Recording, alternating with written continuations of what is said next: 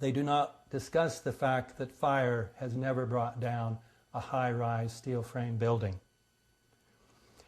They do not discuss the fact that the collapses had 10 characteristics that are common to controlled demolitions. They do not even mention the collapse of building number 7, and of course, therefore, the comment by Larry Silverstein, the one who had a lease on it, that he and the fire department decided to pull it, that is, have it brought down by explosives. They do not discuss the removal of the steel, which would have covered up any evidence of explosives. With regard to the crash into the Pentagon, they ignore several of the most puzzling questions, assuming the official theory. That is, why would terrorists have struck the West Wing, which was being renovated, so it had very few people, and when all the top brass and Rumsfeld were in the East Wing? They do not discuss the fact that photos taken by the Associated Press and even by a Marine show that up till 30 minutes after the building was allegedly hit by a 757 going 400 some miles an hour, the facade had not collapsed. They don't discuss the fact that these photos show that the hole that was created was very tiny, that no Boeing could have gone inside of it. They don't mention that photos show there was no Boeing outside the Pentagon.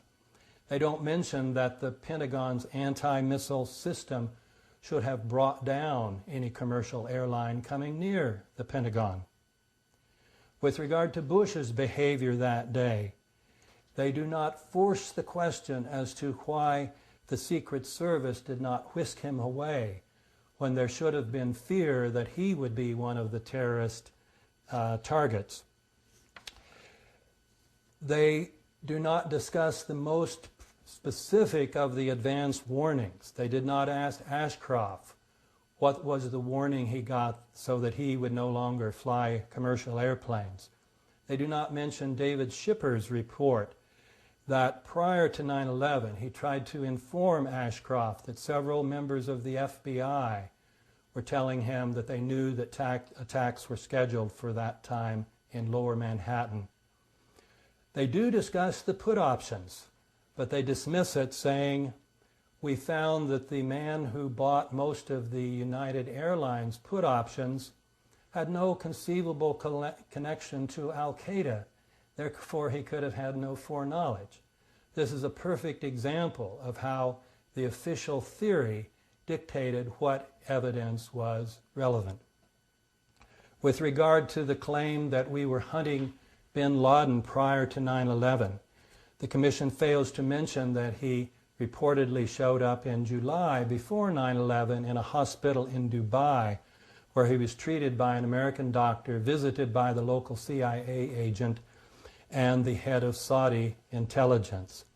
They ignore the testimony of Abu Zubaydah, the Al-Qaeda operative who reported that 3 members of the Saudi royal family had advance knowledge that there would be attacks on America on 9/11, and that a Pakistani general also had this knowledge. Testimony that tended to be verified by the fact that all 4 of those men ended up dead within a few months. With regard to the Saudi flights that Michael Moore made well known in his movie, based on Craig Unger's book, the Commission claims there was nothing wrong with the flight on September 11th from Tampa to Lexington. American airspace had been opened. They leave out the crucial point which Unger had stressed, that American airspace had only been open for commercial aircraft, not for private. This seemed a particularly blatant attempt at deliberate deception.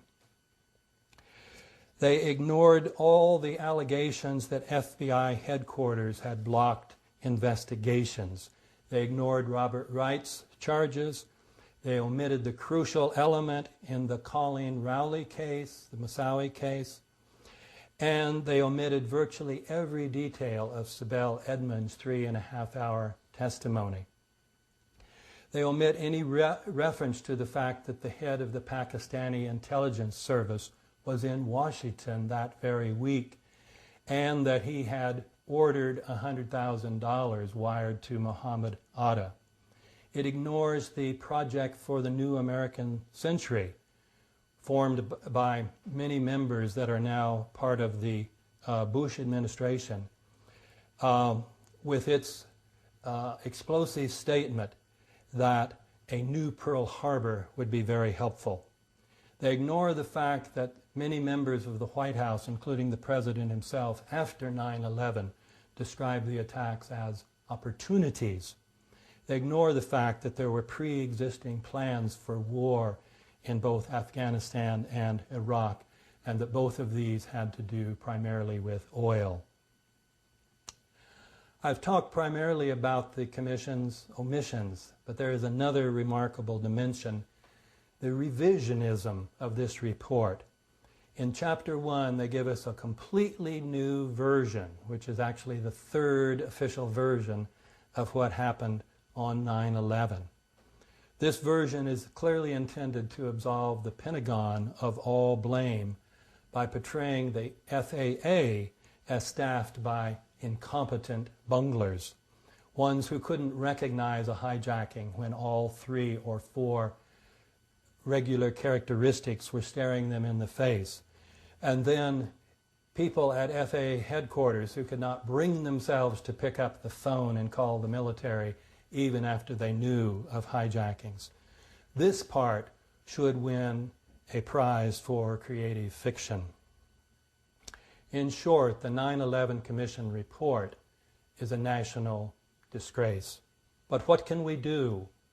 We cannot get on the mainstream media to make these truths known. Probably we need to organize massive protests, massive enough to force the mass media to pay attention. The first step in this, of course, is to get enough people informed about the facts about 9/11 and about the cover-up so that we can create this mass movement. That, of course, is the importance of this event, and I'm pleased to have been a part of it. You know, the plan to go to Iraq was in place right after Bush was inaugurated, and you know his cabinet tells you everything about what their interests are because they're all oil people, and essentially the way that you have to look at the Middle East via this lens of the plan for a new American century is this. You have to look at Jordan, and I'm going to make this very brief. Jordan is all the borders of Jordan are oil pipeline rights of way. Gulf states, Iraq, Saudi Arabia, etc., those are oil reservoirs.